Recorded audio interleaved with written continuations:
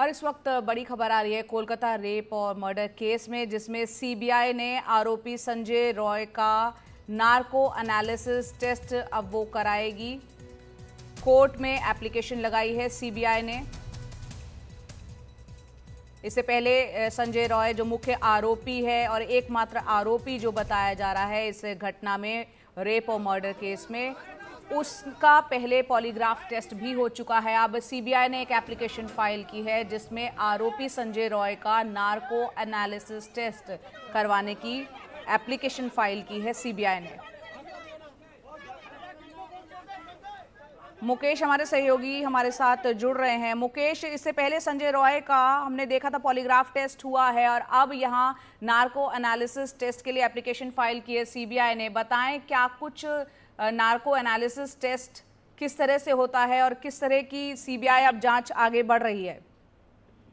देखिए, अब तक की जांच में ये बात सामने आई है कि घटना में केवल जो आरोपी संजय राय है वो शामिल है, लेकिन सीबीआई तमाम जो वैज्ञानिक टेस्ट हैं उनके जरिए ये पुख्ता करना चाहती है कि क्या घटना के वक्त संजय राय अकेला शामिल था या उसके साथ में कुछ और लोग शामिल थे। इसीलिए सीबीआई पॉलीग्राफ टेस्ट के बाद जो आरोपी संजय राय है उसका नार्को एनालिसिस टेस्ट करवाना चाहती है और इसके लिए कोर्ट से परमिशन मांगी है। अगर संजय राय इसके लिए एग्री करता है तो उसका नार्को टेस्ट होगा।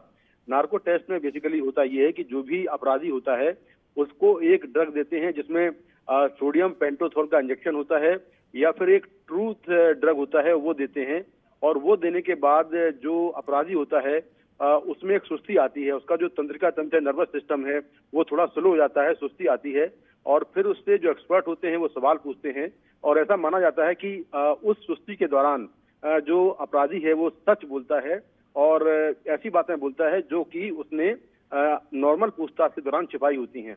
तो इस टेस्ट के जरिए जो सीबीआई है वो चाहती है कि अगर कोई सच इसमें और है, कुछ बचा हुआ है, कोई ऐसी बात है जो आरोपी संजय राय छुपा रहा है, वो सच सामने आ पाए, और इसीलिए ये टेस्ट जो है वो करवाना चाहती है। हालांकि चाहे पॉलीग्राफ टेस्ट हो या नार्को टेस्ट हो, ये दोनों ही टेस्ट कोर्ट में सबूत के तौर पर मान्य नहीं है, लेकिन ये हो सकता है कि इस टेस्ट के बाद कोई ऐसी चीज निकल कर आ जाए सामने जिससे सीबीआई की जांच का दायरा और बढ़ जाए, कोई नया एंगल मिल जाए।